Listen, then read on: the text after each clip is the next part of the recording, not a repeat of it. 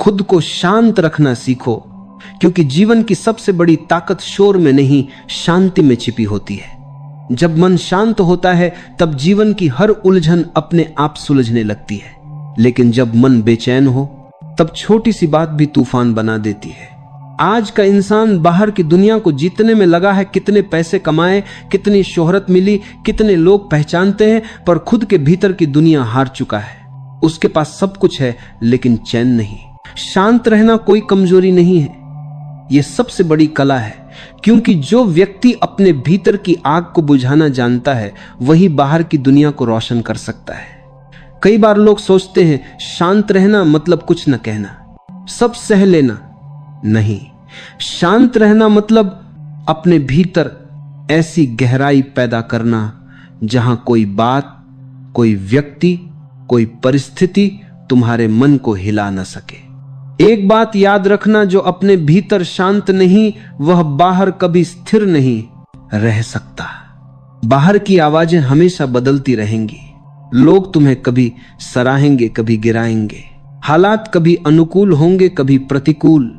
लेकिन अगर तुमने खुद को शांत रखना सीख लिया तो किसी की बात, किसी की हरकत, किसी की निंदा, किसी की प्रशंसा, कुछ भी तुम्हारे मन को विचलित नहीं कर पाएगा।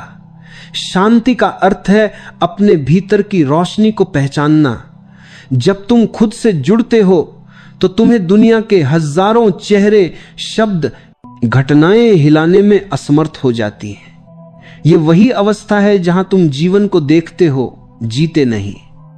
और जब तुम देखने लगते हो तब तुम समझने लगते हो जीवन में जो कुछ हो रहा है वह तुम्हारे खिलाफ नहीं, तुम्हारे विकास के लिए हो रहा है। शांति कोई मंजिल नहीं है, ये मार्ग है। ये वो यात्रा है जिसमें हर दिन तुम्हें अपने विचारों, भावनाओं और प्रतिक्रियाओं को थोड़ा और समझना होता है। तुम जब भी गुस्सा करते हो तो खुद से दूर हो जाते हो। जब प्रतिक्रिया में आकर कुछ बोलते या करते हो तब अपनी शक्ति किसी और को दे देते हो। लेकिन जब तुम शांत रहते हो तो तुम्हारे भीतर एक अलग ऊर्जा जागती है जो कुछ कहने से नहीं, कुछ न कहने से पैदा होती है।